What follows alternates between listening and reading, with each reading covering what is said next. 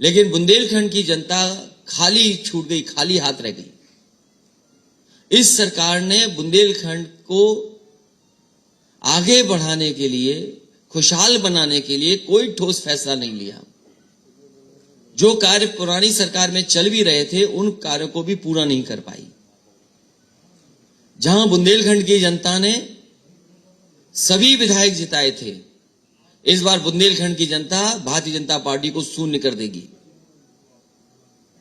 बुंदेलखंड से भारतीय जनता पार्टी का दरवाजा बंद हो जाएगा।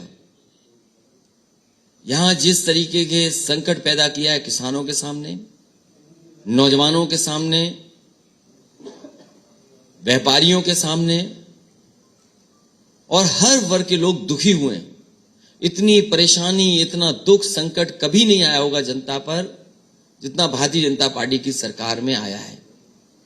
याद कीजिए वो दिन जिस समय लॉकडाउन लगाया गया था, लोग पैदल पैदल अपने घर पहुंचे थे। ये वो सीमा है जहां पर मजदूर भाइयों को अंदर नहीं आने दिया जा रहा था। कई दिनों तक उन्हें ऐसे ही बिना खाए, बिना पिए, बिना पानी के इंतजाम, बिना किसी इंतजाम के वो ऐसे ही पड़े रहे बॉर्डर पर। और मजबूरी में उनके गुस्से को जब नहीं कंट्रोल कर पाई तो उन्होंने बैरिकेडिंग तोड़ करके अपने घर का रास्ता तय करना शुरू कर दिया। उस बेबसी में लोग पहुंचे हैं। इसी तरह ललितपुर बॉर्डर में जो दूसरे प्रदेशों में हमारे मजदूर भाई काम करते थे, एक एक हफ्ता बिना नहाए एक जगह पड़े रहे, भूखे प्यासे पड़े रहे।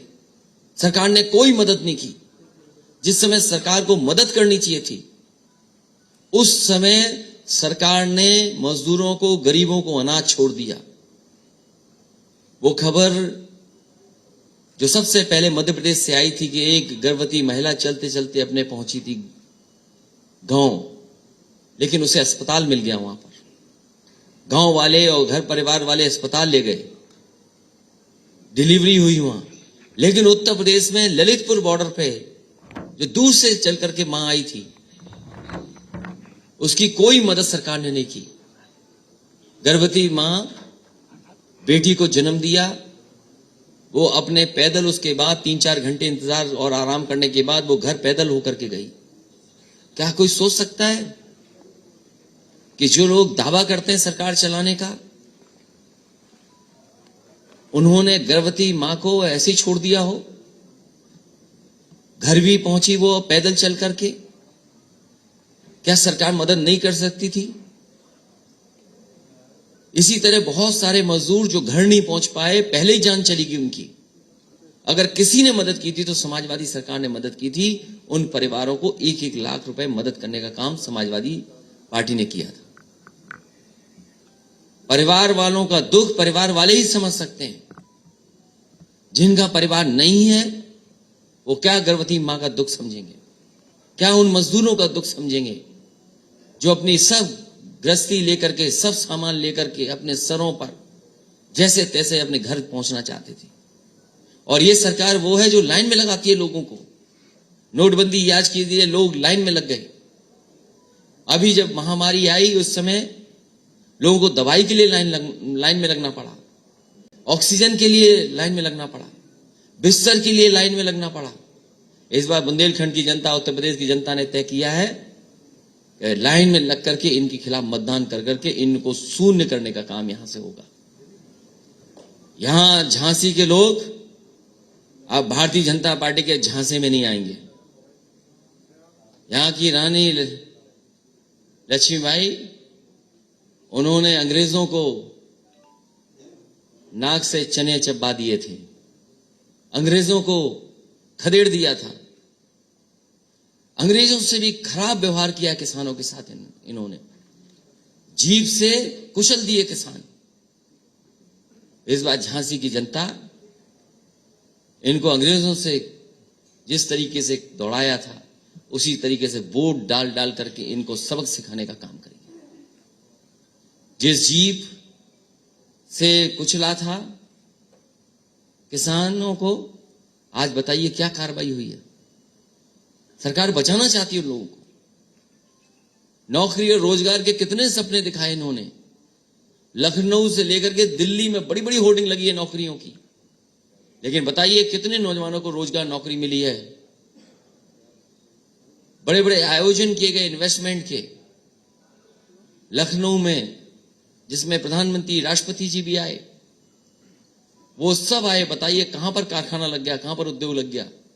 और जैसे ही चुनाव आया तो बताइए मिसाइल का सपना दिखा रहे हैं झांसी के लोगों को, बुंदेलखंड के लोगों को। यहां के लोग अब भारतीय जनता पार्टी के झांसे में आने वाले नहीं है। चुनाव आ गया तो मुख्यमंत्री जी कह रहे हैं लैपटॉप बांटेंगे, टैबलेट बांटेंगे, स्मार्टफोन देंगे। और इस सरकार ने अगर अपना वादा पूरा किया होता तो लॉकडाउन में नौजवानों को और छात्रों को और आम लोगों को इतनी तकलीफ का सामना नहीं करना पड़ता। ये तो कह रहे थे हम डाटा फ्री देंगे, वाईफाई कर देंगे, लैपटॉप देंगे, स्मार्टफोन देंगे, टैबलेट देंगे। अगर दे दिया होता तो लॉकडाउन के अंदर इतनी तकलीफ और परेशानी का सामना नहीं करना पड़ता किसी को। लेकिन लैपटॉप क्यों देंगे? हमारे बाबा मुख्यमंत्री लैपटॉप चलाना ही नहीं जानते। अगर वो चलाना जानते होते तो शायद लैपटॉप भी देते, वो उसकी जरूरत को समझते। अब जब चुनाव आ गया है तो अब टैबलेट देने जा रहे हैं। कौन सी टैबलेट दी इन्होंने? ये नाम बदलने वाली राजनीति और काम दूसरों का अपना बताने वाले लोग। नाम बदलने वालों को जनता बदल देगी और बदलाव की जो लहर चली है, बदलाव की तरफ जनता चली है, इनको उत्तर प्रदेश से हटाने का काम करेंगे। 100 से 112 कर दिया, 100 से 112, 100 से 112 से कौन सा लाभ पहुंच गया? इतना अन्याय पुलिस के माध्यम से सरकार ने कराया है जिसकी कल्पना नहीं कर सकते। सबसे ज्यादा कस्टोडियल डेथ है उत्तर प्रदेश में, सबसे ज्यादा नेशनल ह्यूमन राइट कमीशन ने नोटिस दिए उत्तर प्रदेश सरकार को, सबसे ज्यादा जात के आधार पर, धर्म के आधार पर भेदभाव अगर कहीं हो रहा है शासन और प्रशासन से तो उत्तर प्रदेश में हो रहा है। इसलिए जनता ने मन बनाया है, किसानों ने, नौजवानों ने, व्यापारियों ने मन बनाया सरकार का सफाया होगा।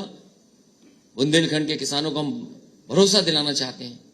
समाजवादी सरकार में जो पानी का इंतजाम होना शुरू हुआ था और तेजी से काम होगा।